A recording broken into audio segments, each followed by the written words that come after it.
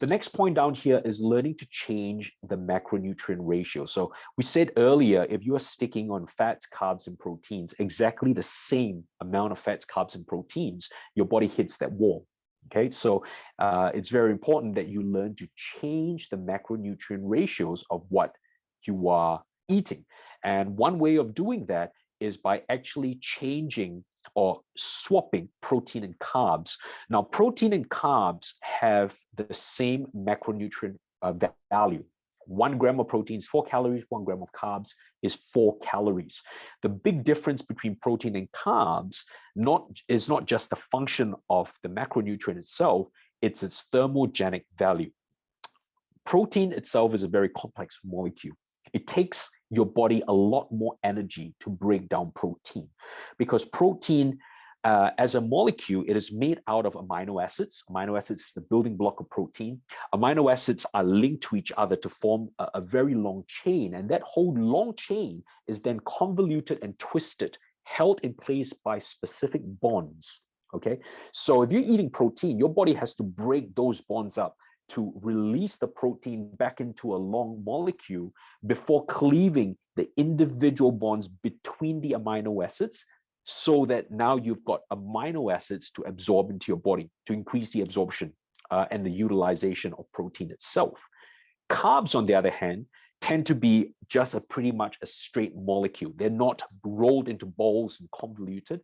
And so your body uses a lot less energy to break carbohydrates down. If you're taking carbohydrates, for example, your body uses, in this example down here that I've given, 100 calories of carbohydrates, tend to use 5 to 10 calories. Your body uses 5 to 10 calories to break it down. Whereas for protein itself, your body tends to use up to 30 calories to break down 100 calories of protein. So from an output point of view, if you ate more protein compared to carbs, your body actually works harder to break down the food itself. That means it expends more energy. Based from this example as well, if you took in 100 calories of protein, essentially you're only absorbing 70 calories because your body uses 30 calories to break down the protein. Whereas if you're eating 100 calories of carbohydrates, your body only absorbs or only uses 5 to 10 calories, which means you absorb 90 calories out of the 100 calories. So you can see, I can actually keep an individual's calorie intake exactly the same. Let's say you're in 2,000 calories. I can keep it exactly the same. I just change and alter the ratio of protein and carbs. So I don't drop the calories, but when I do change, I give you more protein and I drop the carbs by a little bit, it actually helps your body to increase its output, its burn, which also can lead to a break in a nutritional stagnation. Okay, this actually helps them to overcome those particular plateaus. So that's a good way of doing it.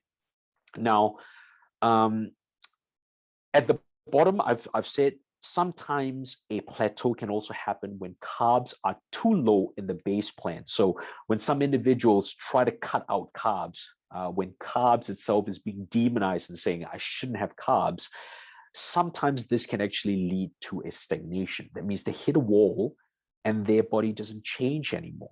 Now, what do I do to get their body to change? Opposite to the advice that I gave earlier, this is the time where I will slowly add in carbohydrates, because carbohydrates is not something to be demonized on. It is actually a very useful macronutrient in order to get the body where it needs to be. It's necessary for energy, we know that, but also on top of that, it really helps for glycogenation of the muscle.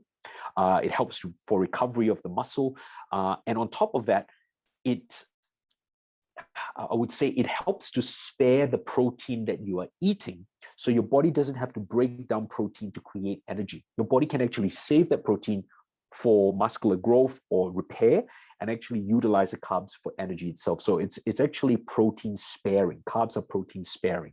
So I would increase the calories for the individual if they have hit a plateau where they are eating too little carbs. I will slowly upregulate their carbs. Probably won't do it all at once because the body will need time to get used to it.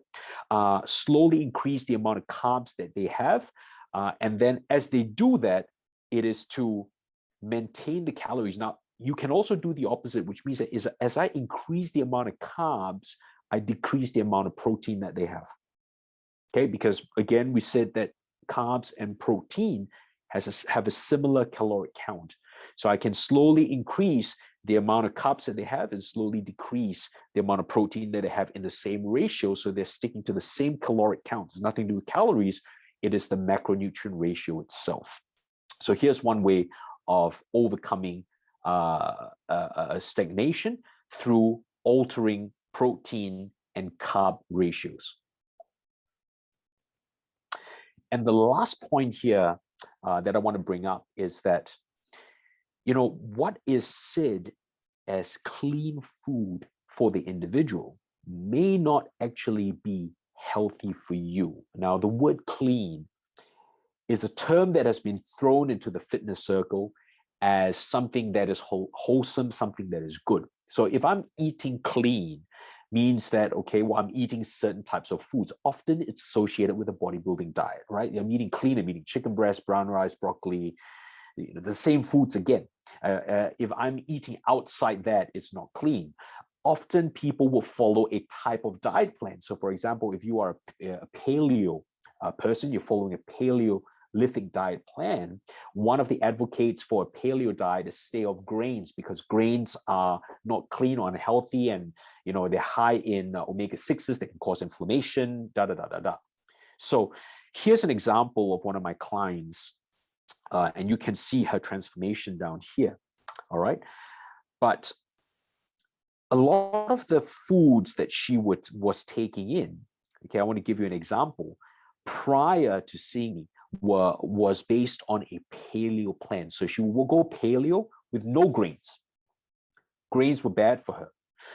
What I decided to do was, firstly, to understand her reasoning for staying off grains. Was it based on a test that she did? Was she intolerant to the grains itself, meaning eating the grains would cause inflammation in the gut or whatever, which are legitimate reasons for staying off a certain food? None of those reasons stood. I mean, her only reason for staying off grains was because she wanted to become paleo. And from a paleo standpoint, grains were bad. So what we did was we slowly introduced grains back into a diet. And this was what happened over the period of time that she trained, is that I started to substitute a lot of the potatoes that she was taking for more grains. Now, understand that there are a few things that could have happened. Firstly, the body needed a different type of food to break that plateau and stagnation. But also, let's say we're comparing rice and potatoes. Potatoes have a lot more fiber. Okay, has a lot more fiber compared to rice. So you can eat a larger quantity of potato compared to rice, and it will contain the same amount of carbs for a larger quantity of potato, because it's got a lot more fiber. Larger quantity means a heavy amount of, there's more potato from a weight perspective, right? The problem with that is that some people can handle more fiber than others. Others don't do well with a lot of fiber. So if she was eating a lot of potato, after some time, she became very, very flatulent with so much fiber in her diet that it actually started to bloat her. It started to put strain on her gut. But because she was following a particular trend of a diet, she didn't realize it until we changed it. So when we started to put grains in, it's less fiber than a potato. You're eating less, the quantity, the weight quantity of grains is also less for a particular amount of carbs. And she was starting to lean out. She was flushing out the water. Her body reacted better, and she started to lean out on that. So what is promoted as clean or healthy may not be the best for the individual itself. It may not suit them personally. Okay, so that's something that you need to consider. Don't follow a particular diet trend without considering what the food is for the individual itself. And if you follow a particular diet trend, that may force you to stick to certain ideas about the food, demonizing a particular food when it may not actually be bad for you at all.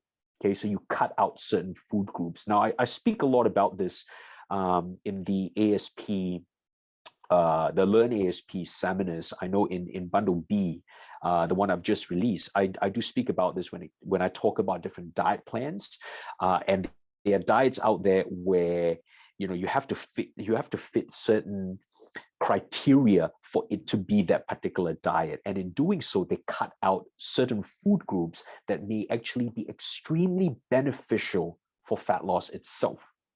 But those food groups are being cut out simply because they're not part of that diet plan itself. So I urge you to look at that rather than just avoid foods based on the diet plan, base it on the individual itself. Now, the other point that I have here is that often what is promoted as clean foods may actually be too calorie dense for fat loss.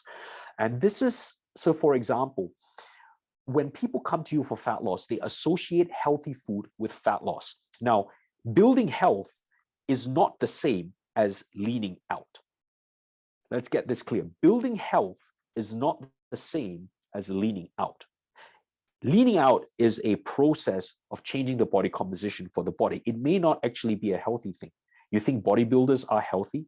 At a very low percentage, at 4%, 5%, their body is extremely unhealthy. They put a lot of strain on their hormones, on their system itself, and they're not at a healthy point of view. In fact, the immune system is probably most compromised when they are at that low of a body fat percentage. So that does not equate health. But healthy foods does not equate fat loss. So if you ate, a bag of nuts every day, is that going to be healthy for you? Well, to a lot of people, nuts contain a very good amount of omega oils, right?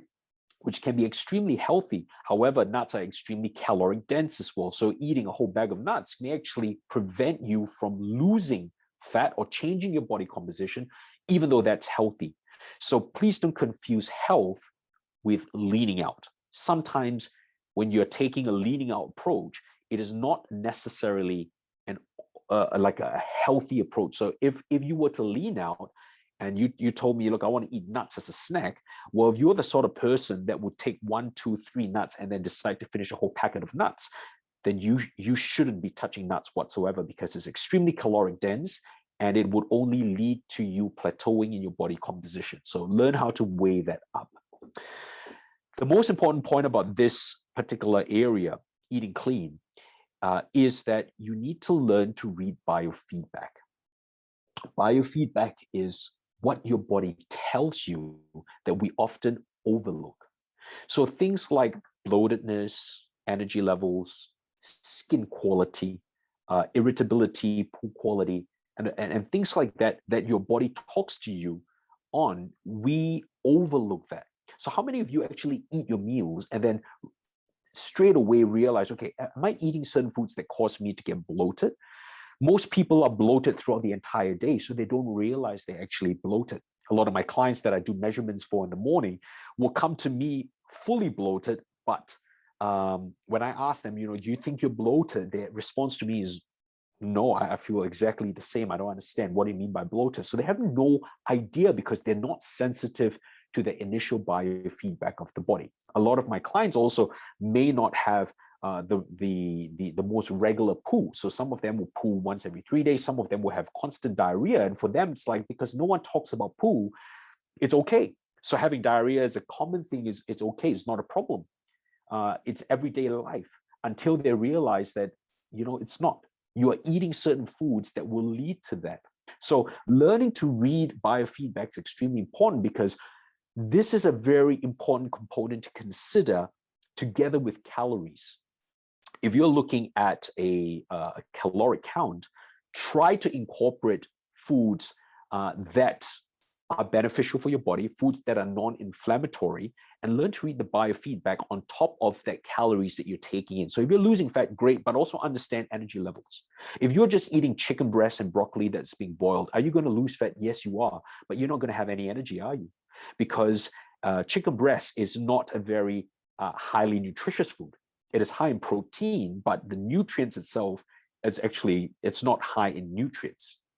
So you need to complement the foods that you take with nutrients in order to give your body the energy levels that it needs. Skin quality is another one. A lot of people take in things like whey protein without understanding what it does on the skin. A lot of breakouts that you have on your back, for example, shoulders, your face, will have to do with dairy products that you do not realize that you're taking. And it's like, oh, I've got bad skin.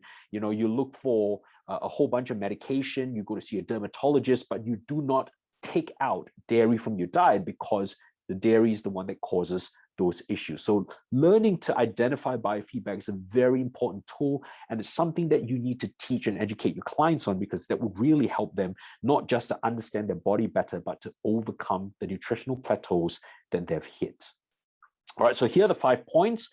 I hope that you've taken away from these particular 5 points, as well as the reasons on how your body can plateau. All right. The worst part about that, they're doing exactly the same thing that you are.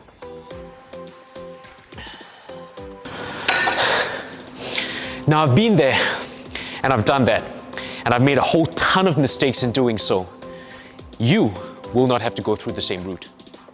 In this channel, I will be covering training, nutrition, application, giving you the what to do's, what not to do's, and debunking the bro science and false hype.